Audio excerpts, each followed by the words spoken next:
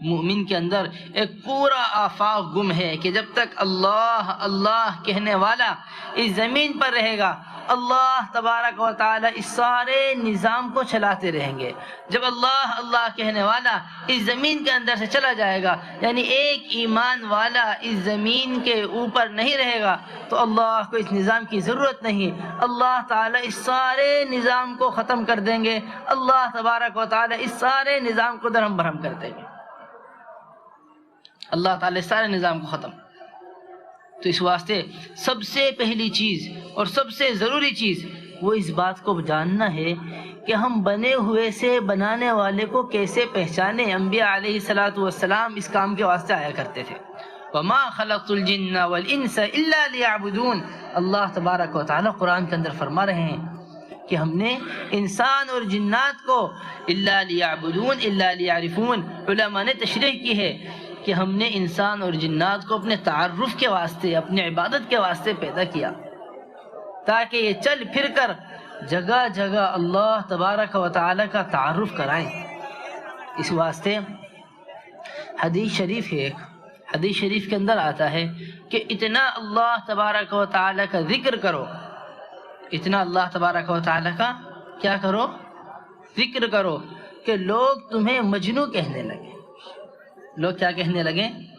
کہ یہ مجنوں ہو گئے اللہ کی یاد میں، اللہ کے ذکر میں، جیسے کن کو کہا گیا؟ انبیاء علیہ السلام کو کہا گیا۔ یہ لوگ مجنوں کب کہیں گے؟ لوگ مجنوں اس وقت کہیں گے جب شکلوں میں گھس کے شکلوں کا انکار کیا جائے گا۔ جب شکلوں میں گھس کر کس کا انکار ہوگا؟ شکلوں کا۔ اسباب میں گھس کر اسباب کا انکار، کس کے مقابلے میں؟ اللہ جل جلالہ عما نوالہ کے مقابلے میں۔ کہ شکلوں میں جا کر ڈاکٹر سے کہیں ڈاکٹر صاحب آپ کی ڈاکٹری سے کچھ نہیں ہوتا، شفا اللہ کے ہاتھ میں ہے۔ کھیت والوں سے کہیں کھیت والوں تمہارے کھیت سے کچھ نہیں ہوتا، رزق اللہ دیتے ہیں، اللہ چاہیں تو بغیر کھیت کے رزق دیں، ساتوں زمین لوہے کے ہو جائیں، ساتوں آسمان لوہے کے ہو جائیں، اس کے درمیان بھی اگر اللہ تبارک و تعالی کسی کو پالنا چاہیں، یعنی نہ آسمان سے کچھ برسے نہ زمین سے کچھ اگے، اگر اللہ اس کے درمیان کسی کو پالنا چاہیں تو اللہ تبارک و تعالی پالنے پر قادر ہیں۔ جیسے اللہ نے ماں کے پیٹ میں پال کے دکھایا، ماں کے پیٹ سے نکال کے پال کے دکھایا، دانت دیے تو روٹی چبا کے پال کے دکھایا، جب تک دانت نہیں دیے تھے دودھ کے ذریعے پال کے دکھایا، جب تک دودھ نہیں تھا ماں کی غلاظت سے پال کے دکھایا۔ ہر شکل میں پالنے والے کو رب کہتے ہیں، ہر شکل میں پالنے والے کو کیا کہتے ہیں؟ رب۔ حضرت جی مولانا یوسف صاحب رحمت اللہ علیہ کا بیان ہے، حضرت فرما رہے اپنے بیان کے اندر کہ اگر ہم لفظ رب پر غور کریں، کس کے اوپر غور کریں؟ اگر ہم لفظ رب پر غور کریں تو ہم نے سوائے اللہ کے نہ جانے کتنی چیزوں کو رب بنایا ہوا ہے۔ ہر نماز میں الحمدللہ رب العالمین، ہر سنت میں الحمدللہ رب العالمین، قرآن پڑھ رہے تو الحمدللہ رب العالمین، لیکن اگر لفظ رب پر غور کیا جائے تو نہ جانے اللہ کے علاوہ کتنی شکلوں کو ہم نے رب بنایا ہوا ہے، نہ جانے اللہ کے علاوہ کتنی شکلوں کو ہم نے رب، جسے جو شکل نظر آئی اس نے اسی شکل کو رب بنا دیا، جسے جو شکل نظر آئی اس نے اسی شکل کو کیا بنا لیا؟ رب۔ کھیت والوں نے کھیت کو رب بنایا، رب کا مطلب ہے پالنے والا۔ حضرت فرمایا کرتے تھے کہ قبر کے اندر زبان وہ یقین کے قبر کے اندر زبان وہ معلومات کے اوپر نہیں چلے گی، بلکہ قبر کے اندر زبان جو چلے گی وہ یقین کے اوپر چلے گی۔ بڑا عجیب بیان حضرت کا ہمارے پاس لکھا ہوا، حضرت اس بیان کے اندر فرما رہے کہ دنیا کی زندگی چائے کی کیتلی کی طرح ہے۔ کیسی ہے؟ چائے کی کیتلی کیسی ہوتی ہے؟ چائے کی کیتلی آپ حضرات نے دیکھی، ہر ایک کے گھر کے اندر ہمارے ہندوستان میں موجود چائے کی کیتلی۔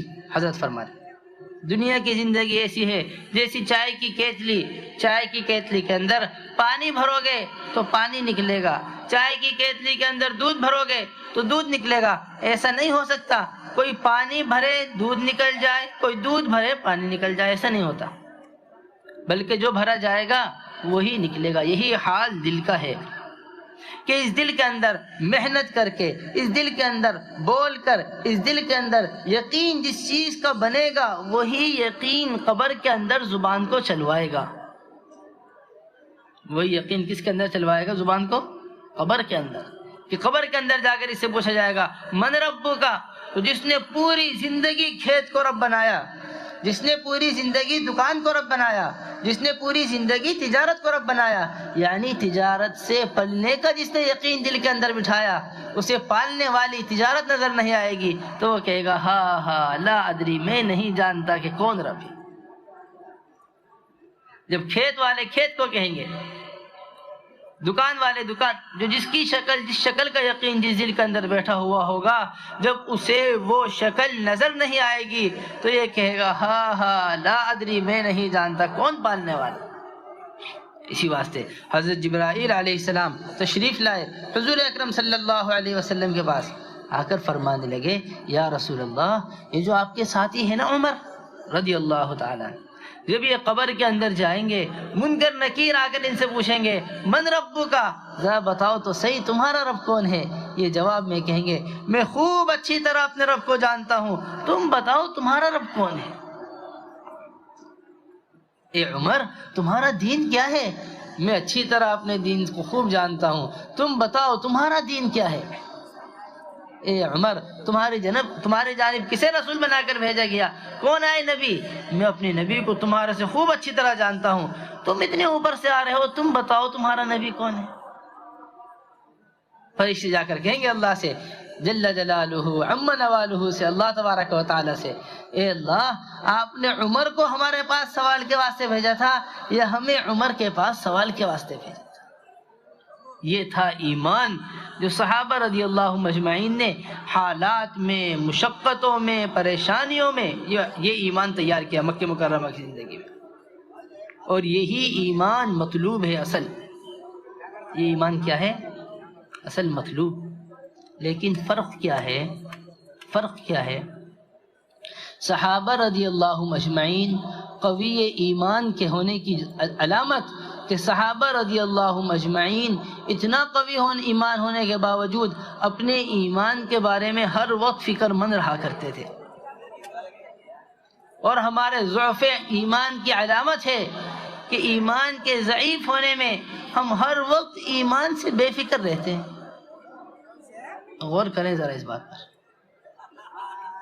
ایک تابعی ملے، ایک تابعی کہتے ہیں کہ 30 سے زیادہ صحابہ سے میری ملاقات ہوئی، حیات الصحابہ کے اندر ہے کہ 30 سے زیادہ صحابہ سے میری ملاقات ہوئی، میں نے ہر صحابی کو اپنے ایمان کے بارے میں فکر مند پایا۔